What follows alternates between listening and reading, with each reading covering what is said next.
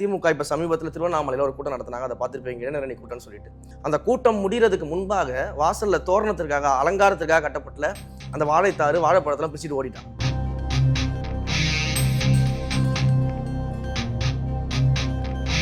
ஏன் அண்ணன் திருமாவளவன் அவர்களுடைய நடத்திய கூட்டத்தில் அவரே பேசியிருக்கிறாரு, நீங்கள் எல்லாம் அந்த கொடிக்கம்பத்தெல்லாம் தூக்கிட்டு போயிடுறீங்க, அதுக்கும் சேர்த்து நான் பணம் கொடுக்க வேண்டியதாக இருக்குது அப்படின்னு மேடையிலே வச்சு அவர் பேசுகிறார். அப்போ அங்கே அரசியல் புரிதல் இல்லையா?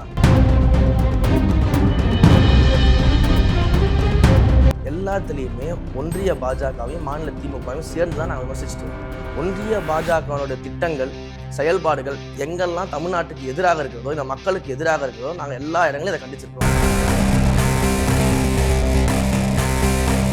அவர் எல்லா இடங்கள்லையும் என் தம்பி என்னோட வந்துடுவார், நான் என் தம்பியும் சேர்ந்து தமிழ்நாட்டில் மாற்றத்தை உண்டாக்க போகிறோம்ல. நாங்கள் சொன்னோம், எங்கள் தலைவர் தான் முதலமைச்சர் வேட்பாளர், எங்கள் தலைமையில் தான் கூட்டணி அமையும், நீங்கள் வேணால் எங்கள் கூட வாங்க, எல்லாரும் அழைப்போம்.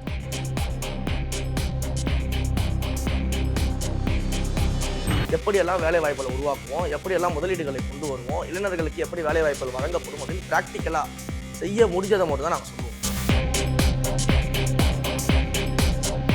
திமுகவை போல தேர்தல் அறிக்கையில் 5 லட்சம் அரசு வேலை வாய்ப்பு கொடுப்போம், 50 லட்சம் பேருக்கு வேலை வாய்ப்புகளை உருவாக்குவோம் அப்படின்னு சொல்லிட்டு இன்னைக்கு எத்தனை லட்சம் பேருக்கு கொடுத்துருக்காங்க?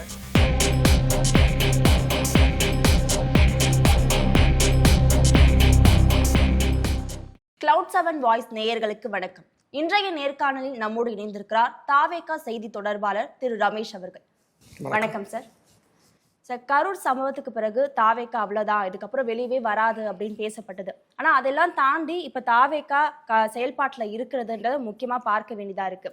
இந்த கரூர் சம்பவத்துக்கு அப்புறம் செங்கோட்டையன் வருகையா இருக்கட்டும், நாஞ்சில் சம்பத் அவர்கள் வருகை, இப்படி முக்கியமான நபர்கள் தாவேகாக்குள்ள வருகையா இருக்கிறாங்க. அது மட்டும் இல்லாம புதுசா கட்சி தொடங்கின ஒருத்தர் எடுத்த உடனே சிஎம் ஆகணும் அப்படின்னு எதிர்பார்க்கறது எந்த வகையில ஒரு நியாயமா பார்க்கப்படும் சார்? இந்தியா முழுக்க பல்வேறு மாநிலங்களில் இதே போல் புதிதாக கட்சி ஆரம்பித்து ஆட்சி அதிகாரத்துக்கு வந்தவங்க இருக்கிறாங்க. டெல்லியில் அந்த ஆட்சி மாற்றம் நிகழ்ந்திருக்கு. திரு என்டிஆர் அவர்கள் கட்சி ஆரம்பிக்கும் போது அப்படி தான் ஆட்சி மாற்றம் நிகழ்ந்திருக்கிறது. ஸோ அதனால் இந்தியாவிற்கு அது புதுசு கிடையாது, பல்வேறு மாநிலங்களில் அது நிகழ்ந்திருக்கு.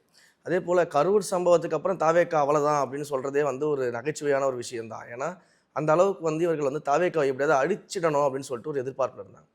இதே கும்பல் தான் என்ன பண்ணாங்க அப்படின்னா, கட்சி ஆரம்பிக்க மாட்டாங்க அப்படின்னு சொன்னாங்க. அதுக்கு பிறகு முதல் மாநாடு நடக்கவே நடக்காதுன்னு சொன்னாங்க. அப்படியே மாநாடு நடத்தினாலும் 30,000 பேருக்கு மேலே வரமாட்டாங்கன்னு சொன்னாங்க. ஆனால் மிகப்பெரிய அளவில் மாநாடு நடத்தணும். மதுரையில் மாநாடு நடக்காதுன்னு சொன்னாங்க, நடத்தணும். அதே போல் எங்களுடைய மக்கள் சந்திப்பு நிகழ்வுகள் நடக்காது அப்படின்னு சொன்னாங்க, நடத்தணும். எல்லாமே நாங்கள் பண்ணிக்கிட்டு தான் இருக்கிறோம். அதனால் இவர்கள் தொடர்ந்து இந்த விமர்சனத்தை வச்சுக்கிட்டு தான் வராங்களே. இது நம்ம பெருசாக மதிக்க வேண்டிய அவசியம் கிடையாது. ஏன் அப்படின்னா, நாம் மக்களை நம்பி தான் இந்த களத்துக்கு வந்திருக்கிறோம். எங்களுடைய கட்டமைப்பு வலிமையாக இருக்குது. ஏன்னா நாங்கள் மக்கள் இயக்கத்திலிருந்து 30 ஆண்டு காலம் ஒரு சர்வீஸ் பண்ணிட்டு வந்திருக்கிறோம். மக்கள் இயக்கத்தில் இருக்கும்போதே நாங்கள் பூத் ஏஜென்ட் போட ஆரம்பித்து அந்த பூத் ஏஜென்ட்டுக்கான வேலைகளை பண்ணியிருக்கிறோம். ஸோ இங்கே இருக்கக்கூடிய திமுகவிற்கும் அதிமுகவிற்கும் விட மிக அதிகமான ஒரு கட்டமைப்பு பலம் தமிழக வெற்றி கழகத்துக்கு இருக்குது. அதை நம்பி தான் நாங்கள் பயணம் பண்ணிட்டு இருக்கோம். இப்போ தாவேக்கால ஒரு கட்டமைப்பு இல்லைன்ற ஒரு விமர்சனம் வைக்கப்படுதுல்ல சார்? கட்சிக்குள்ள ஒரு சரியான கட்டமைப்பு இல்லை, அங்கே அரசியல் புரிதல் இல்லை அப்படின்ற ஒரு விமர்சனம் வைக்கப்படுது. இப்போ நீங்கள் எந்த ஒரு அடிப்படையில் கட்டமைப்பு சரியா இருக்கு அப்படின்றத சொல்றீங்க? ஒரு அரசியல் கட்சியோட கட்டமைப்பு அப்படிங்கிறது கிளைக்கழக அளவில் நிர்வாகிகள் இருக்கணும், கிளைக்கழக அளவில் உறுப்பினர்கள் இருக்கணும். அதற்கு பிறகு மேல்மட்டம் மட்டும் கிடையாது, கிளைக்கழகர்கள் அந்த பரவி இருக்கக்கூடிய நிர்வாகிகள், பூத் லெவலுக்கான நிர்வாகிகள் எல்லாமே தமிழக வெற்றி கழகத்தில் இருக்கிறாங்க. இன்னும் சொல்லப்போனால் கட்சியாக தொடங்கிய பிறகுதான் பார்த்தீங்கன்னா இங்கே இருக்கக்கூடிய கட்சிகள் எல்லாமே அந்த அணிகள் எல்லாமே போட்டு வச்சுருப்பாங்க. ஆனால் நாங்கள் மக்கள் இயக்கமாக இருக்கும்போது எங்களுக்கு மக்கள் இயக்கத்துடைய அந்த கோர் டீம் மட்டும் இல்லாமல், அந்த மாவட்ட அணிகள் மட்டும் இல்லாமல் சார்பு அணிகளாக இளைஞர் அணி இருந்துச்சு, தொண்டர் அணி இருந்துச்சு, மகளிர் அணி இருந்துச்சு, அதே போல் விவசாயிகள் அணி, மீனவர்கள் அணி, மாணவர்கள் அணி, மருத்துவர் அணின்னு சொல்லிட்டு இது எல்லாமே நாங்கள் மக்கள் இயக்கமாக இருக்கும்பொழுது அந்த அணிகள் எல்லாமே ஒவ்வொரு மாவட்டத்திற்கும் போட்டு அங்கே நிர்வாகிகள் இருந்தாங்க. ஏறத்தாழ 3.5 லட்சம் நிர்வாகிகள் மக்கள் இயக்கமாக இருக்கும்போதே நாங்கள் வச்சுருந்தோம். ஸோ அந்த அளவுக்கு ஒரு கட்டமைப்பு நமக்கு கிளைக்கழகம் வரையில் இருக்கிறதுனால தான் நம்ம கட்டமைப்பு மிக வலிமையாக இருக்குது அப்படின்னு நம்ம சொல்லிக்கிட்டு இருக்கோம்.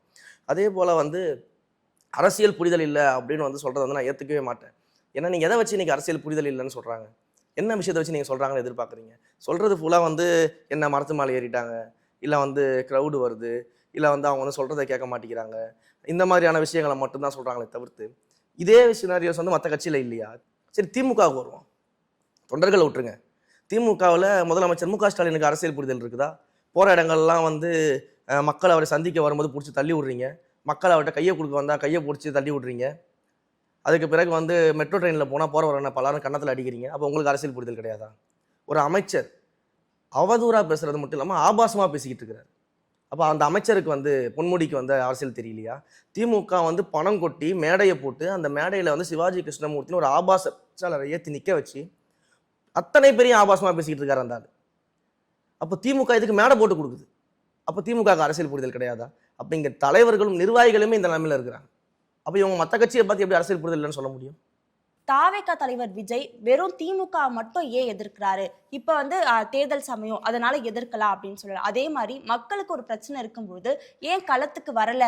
களத்துக்கு வரல அப்படிங்கிறதே வந்து இவங்க செய்கிற ஒரு ஃபேக்கான நரேட்டிவ். அதை நீங்கள் முதல்ல புரிஞ்சுக்கணும். ஏன் அப்படின்னா, இன்றைக்கு வந்து பாஜகவை கொள்கை எதிரின்னு சொல்லி டிக்ளேர் பண்ணிட்டு அரசியலுக்கு வந்த ஒரே கட்சி தமிழக வெற்றி கழகம் தான். ஒன்றிய பாஜகவை எங்களுடைய கொள்கை எதிரி, இந்த மாநில திமுக எங்களுடைய அரசியல் எதிரின்னு சொல்லிட்டு வந்திருக்கிறோம். எங்களுடைய தீர்மானம் இருக்குது. நாங்கள் வந்து பொதுக்குழுவை கூட்டி எங்களுடைய தீர்மானத்தை நிறைவேற்றியிருக்கோம். என்ன அப்படின்னா, ஒன்றிய பாஜக ஒரு மதப்பிளவாத சக்தி, ஒரு பாசிச சக்தி, ஒரு காலமும் அவர்களோட கூட்டணி கிடையாதுன்னு நாங்கள் தீர்மானம் நிறைவேற்றிருக்கோம். திமுகவால் ஒரே ஒரு தீர்மானத்தை காட்ட முடியுமா? அவங்களும் பாஜகவை தானே எதிர்க்கிறாங்க. அதே பாஜக வளர்த்துட்டதே திமுக தானே. நீங்கள் வந்து குஜராத் கலவரத்தின் போது மத ரீதியான ஒரு பிரச்சனையை உண்டாக்கி கொத்து கொத்தாக அங்கே மக்கள்லாம் கொல்லப்பட்டாங்க. கொல்லப்பட்ட போது கூட்டணியில் இருந்தது யார்? பாஜக கூட. சரி, அந்த கலவரம் முடிஞ்ச உடனே நீங்கள் கூட்டணியை வந்து முடிச்சிட்டிங்களா? அதை எதிர்த்து நீங்கள் கூட்டணியை வச்சு விலகிட்டீங்களா? கிடையாது. அந்த தேர்தல் வரைக்கும் கூட்டணி நீடிச்சுது. அப்போ ஒரு மத கலவரம் நடந்த பிறகு கூட அந்த கூட்டணியில் இருந்தது இந்த திமுக. அப்போ அந்த பாஜக வளர்த்து விட்டது யார்? தொடர்ந்து வந்து பாஜகவிற்கு வந்து ஓட்டு கேட்டது யார்? அந்த காலகட்டத்தில் தாமரை சின்னத்தை வந்து ஓட்டு கேட்டு தமிழ்நாட்டில் பிரச்சாரம் பண்ணது யார்? பிரதமரை புகழ்வது யார்? இன்றைக்கு இடி வளையம் சுற்றி வளைக்கும் போதெல்லாம் டெல்லியில் போயிட்டு அவங்க காலில் விழுந்து சரணாகதி அடையிறது யார்? இதெல்லாம் நம்ம ஏன் கேட்க மாட்டோம்? அப்போ இவங்க திட்டமிட்டு பாஜகவுடைய கைக்கூலிகளாக தமிழ்நாட்டில் வேலை பார்த்துட்டு இருக்கிறாங்க. இவங்க ஓனரே பாஜகன்னு முதல்ல தோல் உரிச்சு காட்டினது தமிழக வெற்றி கழகம். இவங்க பாஜக வரக்கூடாது அப்படின்றதுக்காக இப்ப தமிழ்நாட்டுல திமுகவும் மும்முரமா இருக்கு. அதை நம்ம மறுத்துட முடியாது இல்ல? எங்க மும்முரமா இருக்குன்னு நீங்க சொல்லுங்க. பாஜக வரக்கூடாது அப்படின்றது திருப்பரங்குன்ற விஷயத்திலயும் பாஜக இருக்கக்கூடாது அப்படின்னு சொன்னாங்க. இந்த RSS ஆல பிரச்சனைகள் வருதுன்றத திமுக தொடர்ந்து சொல்லிட்டு இருக்காங்க. இப்ப பாஜகவை திமுக எந்த இடத்துல நீங்க எதிர்க்கல அப்படின்னு சொல்றீங்க? சூப்பரா சொன்னீங்க. இங்க RSS வந்து நம்ம எதிர்க்கிறோம்னு திமுக சொல்றதா நீங்க அருமையா மேற்கோள் இட்டு காமிச்சீங்க. இப்ப திருப்பரங்குன்றம் விஷயத்துல வந்து அங்க கோர்ட் ஒரு ஆர்டர் போடுது. அந்த ஆர்டரை நிறைவேற்றணும்னு சொல்லிட்டு ஒரு கும்பல் வராங்க. அந்த கும்பலை வந்து 144 தடை உத்தரவு போட்டு நாங்கள் தடுத்துட்டோம். அப்போ வந்து பாஜகவையும் RSS போன்ற மதப்பிளவாத சக்திகளை வந்து தடுக்கிறது திமுக தான் அப்படின்னு அவங்க கிளைம் பண்ணுறாங்க. சரி, கடந்த 4 ஆண்டு கால ஆட்சியில் தமிழ்நாட்டில் எத்தனை இடங்களில் கோர்ட்டில் அனுமதி வாங்கிட்டு RSS உடைய பேரணி நடந்திருக்கு, RSS உடைய கூட்டங்கள் நடந்திருக்குது. இதை ஏன் 144 போட்டு நீங்கள் தடுக்கலை? அப்போல்லாம் நீங்கள் ஏன் வேடிக்கை பார்த்தீங்க? இப்போ ஒரு கோர்ட் ஆர்டர் எதிர்த்து நீங்கள் 144 போட்டு தடுக்குதில்ல இந்த திமுக. அப்போ 4 ஆண்டு காலம் நடந்த RSS பேரணி ஏன் உங்களால் தடுக்க முடியல? அப்போ மதப்பிளவாதம் வராதா? அப்போ மதத்தை வச்சு அரசியல் பண்ண மாட்டாங்களா? அப்போ நீங்கள் தடுக்க மாட்டீங்களா RSS-ஐ? திருப்பரங்குன்றத்தில் மட்டும்தான் நீங்கள் 144 போட்டு தடுப்பீங்களா? அப்போ இது ஒரு திட்டமிட்ட செயல். ஒரு கும்பல் இங்கே வந்து இந்த மக்களுக்கு எந்த பிரச்சனையும் கிடையாது. அங்கே இருக்கக்கூடிய இந்து மக்கள், இஸ்லாமிய மக்கள், கிறிஸ்தவ மக்கள் ஒற்றுமையாக வாழ்கிறாங்க. அவங்களோட வழிபாட்டு முறையில் அவங்க இருக்கிறாங்க, அந்த நம்பிக்கையை ஃபாலோ பண்ணுறாங்க. யாருக்கும் எந்த விதமான பிரச்சனையும் கிடையாது. ஆனால் ஒரு கும்பல் அதை பிரச்சனையாக்குது. அந்த இடத்துல அதை பயன்படுத்தி நாங்கள் தான் வந்து காப்பாற்றுறோம் அப்படின்னு ஒரு நாடகம் ஆடுறதுக்காக நீங்கள் 144 போட்டீங்க. சரி, இப்போ கிளைம் பண்ணுற நீங்கள் 4 வருஷமா ஏன் அதை பண்ண முடியல? ஏன் நீங்கள் வந்து கோர்ட்டில் ஆர்டர் வாங்கிட்டு வர RSS உடைய பேரை ஏன் உங்களால் தடுத்து நிப்பாட்ட முடியல? அப்போ இப்படி ஒரு ட்ராமா, இதுதான் நம்ம சொல்கிறோம் நாடக கும்பல் திமுகன்னு நம்ம சொல்கிறோம். அப்போ நீங்கள் திட்டமிட்டு ஒரு நாடக வேலையை பண்ணிக்கிட்டு இருக்கிறீங்க. நீங்கள் வந்து பாஜகவை எதிர்க்கலை, பாஜகவை வளர்த்து விடுறதே நீங்கள் தான் தமிழ்நாட்டில். மறைமுகமாக இங்கே பாஜக வளர்றதுக்கு தமிழ்நாட்டில் வேலை பார்க்கக்கூடிய ஒரே கட்சி திமுக தான். வெளிப்படையாக வேணா அவங்க அதிமுகவோட கூட்டணியில் இருக்கலாம், ஆனால் திமுகவினுடைய அதிகாரத்தை பயன்படுத்தி, ஆட்சியை பயன்படுத்தி தான் இங்கே பாஜக வளர்ந்துகிட்டு இருக்குது. ஆனா இப்ப வந்து மறைமுகமா பி டீம் தாவேகா அப்படின்ற ஒரு விமர்சனம் வைக்கப்படுதுல சார், அதை நீங்க எப்படி பாக்குறீங்க? சரி, இப்போ வந்து காங்கிரஸ் வந்து பாஜகவோட பி டீம் அப்படின்னு சொன்னா நீங்க ஏத்துப்பீங்களா? கண்டிப்பா ஏத்துக்க முடியாது. அதை சொல்றது திமுக. இப்ப சமீபத்துல கிறிஸ்துமஸ் விழா ஒன்று நடக்குது. காங்கிரஸினுடைய மூத்த செய்தி தொடர்பாளர் வந்து அங்க கலந்துக்கிறாரு. எங்களுடைய ஆதவர்ஜன் அவர்கள் கலந்துக்கிறாரு. திரு அருண்ராஜ் ஐஆர்எஸ் அவங்க கலந்துக்கிறாங்க. அந்த இடத்துல வந்து காங்கிரஸ் வந்து தமிழக வெற்றி கழகத்தை புகழ்ந்து பேசுது. அதை புகழ்ந்து பேசினோடனே இந்த திமுகவினுடைய இணையதள உடன்பிறப்புகள் என்ன பண்றாங்கன்னா, ட்விட்டர்ல வந்து எழுதிட்டு இருக்கிறான், காங்கிரஸ் நமக்கு துரோகம் பண்ணுது, நம்ம தான் தமிழ்நாட்டில் காங்கிரஸை வந்து சீட்டு ஜெயிக்க வச்சோம், இது பாஜகவும் காங்கிரஸும் ஒன்று அப்படின்னு திமுகவுடைய உடன்பிறப்புகள் இணையத்தில் எழுதுறான். அவன் பாஜகவே பி டீமா மாத்திட்டான். பாஜகவோட பி டீம் வந்து காங்கிரஸா மாத்துறான். அப்படி இருக்கும்போது சார், இப்ப இந்த மாதிரி நீங்க நம்ப முடியாது, அதை நம்ம ஏத்துக்க முடியாது. அதனால இப்ப தாவேகாவுக்கு என்ன சொல்றாங்க அப்படின்னா, பாஜகவோட பி டீம் தாவேகா அப்படின்னு சொல்றதுக்கான இன்னொரு காரணம் என்னன்னா, அவங்க அதிகமான இடத்துல பாஜக விமர்சிக்கல, வெறும் கொள்கை எதிரி தீர்மானம் நிறைவேற்றிட்டாங்க, அதோட இருக்காங்க அப்படின்ற ஒரு. எல்லா இடங்களையும் ஒன்றிய பாஜகவை கண்டிச்சிருக்கிறோம்.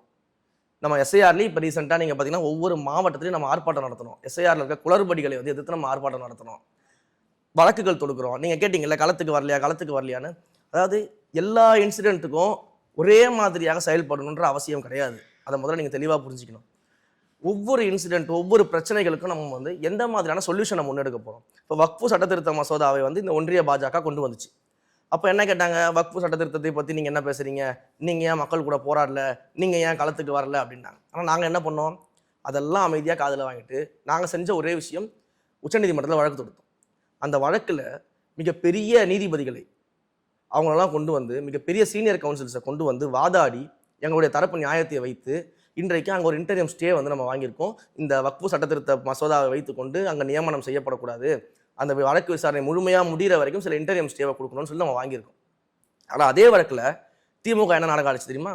கேரளாவில் இருக்கக்கூடிய கேரள கவர்மெண்ட் இந்த வக்ஃபு சட்டத்திருத்த மசோதாவுக்கு எதிராக அரசு சார்பில் வழக்கு தொடுக்குது. அது ஒரு அரசாங்கமே வந்து தன்னுடைய பிரச்சனையாக ஏற்று வந்து வழக்கு தொடுக்குது. ஆனால் இங்கே திமுக ஆட்சி அதிகாரத்தில் இருந்துட்டு கட்சியின் சார்பாக வழக்கு தொடுக்குது.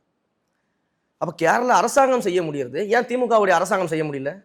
ஏன் கட்சியின் சார்பாக ஏன் பண்ணுறீங்க?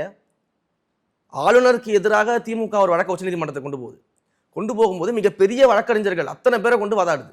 ஆனால் வக்ஃபு சட்டத்திருத்த மசோதாவுக்கு குரூப்பில் டூப் மாதிரி உட்காந்து வேடிக்கை பார்த்துட்டு இருக்கிறாங்க.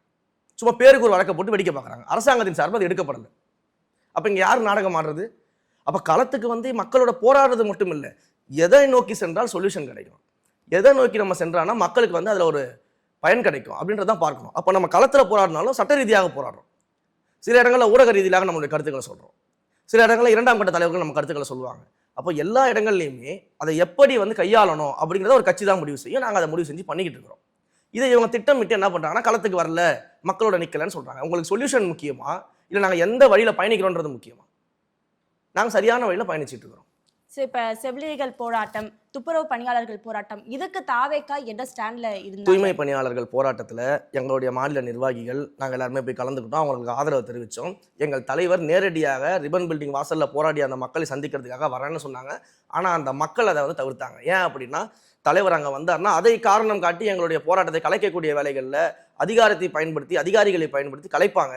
அதனால இங்கே தலைவர் வர்றது சரியா இருக்காது, நாங்கள் வந்து அவரை சந்திக்கிறோம், நாங்கள் போராட்டக்காரர்கள் கேட்டதுனால தலைவரை வந்து அவங்க வந்து அலுவலகத்தை சந்திச்சாங்க. அதே போல் செவிலியர்கள் போராட்டத்தில் எங்களுடைய மாநில நிர்வாகிகள் கலந்துக்கிட்டாங்க, எங்களுடைய ஆதரவை தெரிவிச்சுக்கிட்டு இருக்கிறோம். அதே போல் கிளாம்பாக்கம் பேருந்து நிலையத்தில் நடைபெற்ற போராட்டத்தில் நாங்கள் போய் கலந்துக்கிட்டோம், எங்களுடைய மாநில நிர்வாகிகள் கலந்துக்கிட்டாங்க. எல்லா இடத்துலையும் எங்களுடைய கட்சியுடைய ஆதரவு நிலைப்பாட்டை நாங்கள் அவர்களோட நிற்கிறோம். அடுத்தடுத்த கட்டமாக உங்களுடைய பிரச்சனையை வந்து நாங்கள் கொண்டு செல்றதுக்கு தயாராக இருக்கோன்றத நம்பிக்கையை நாங்கள் கொடுக்குறோம். எங்களுடைய தரக தோழர்கள் தினம் தினம் அங்கே நிற்கிறாங்க. ஒவ்வொரு மாவட்டத்திலையும் நடக்கக்கூடிய இந்த செவிலியர் போராட்டம், ஆசிரியர்கள் போராட்டம், தூய்மை பணியாளர்கள் போராட்டத்தில் இன்றைக்கும் எங்களுடைய தமிழக வெற்றி கழகத்தினுடைய மாவட்ட நிர்வாகிகள் கலந்துக்கிறாங்க. அவங்களுக்கு சப்போர்ட்டாக இருக்கிறாங்க, அவங்களுக்கு வேண்டிய உதவிகளை செஞ்சுக்கிட்டு இருக்கிறாங்க. இதை நாங்கள் களத்தில் பண்ணிக்கிட்டு இருக்கோம். இதை ஏன் தலைவர் அவர்கள் ஒரு அறிக்கையா வெளியிடலை அப்படின்றதும் ஒரு கேள்வியா முன்வைக்கப்படுது. அதுதான் நான் சொன்னேன் உங்களுக்கு, ஒவ்வொரு கட்சியிலும் ஒரு நிலைப்பாடு இருக்குல்ல, ஒவ்வொரு பிரச்சனையும் எப்படி கையாளுறோம். தலைவர் விஜய் அவர்களுக்காக தான் கோடி லட்சம் மக்கள் வராங்கன்னு நீங்க சொல்றீங்க. அப்படி இருக்கும்போது அவர் தரப்புல இருந்து ஒரு அறிக்கை வந்துருச்சுன்னா அது மக்களுக்கு ஒரு ஆதரவை கொடுக்கறதுக்கான வாய்ப்பு இருக்குல்ல. இதை கேட்கறவங்க என்ன பண்ணுவாங்கன்னா, ஏன் உங்க தலைவர் மட்டும்தான் அறிக்கை கொடுப்பாரா, உங்க தலைவர் மட்டும்தான் பேசுவாரா, இரண்டாம் கட்ட தலைவர்கள் கிடையாதா, அடுத்த கட்ட தலைவர்களே இல்லையா, அவர் ஒருத்தரை மட்டும் எப்படி வச்சு நீங்க 234 தொகுதியில நீங்க வந்து இது பண்ணுவீங்க, அப்ப இரண்டாம் கட்ட தலைவர்கள் ஏன் இங்க இல்ல, அப்ப இங்க பெரிய தலைவர்கள் கிடையாது, எல்லாருமே சின்ன பசங்களா இருக்கிறாங்க அப்படின்ற விமர்சனத்தை வைக்கிறாங்களா இல்லையா? அப்புறம் எப்படி இரண்டாம் கட்ட தலைவர்கள் உருவாக்க முடியும்?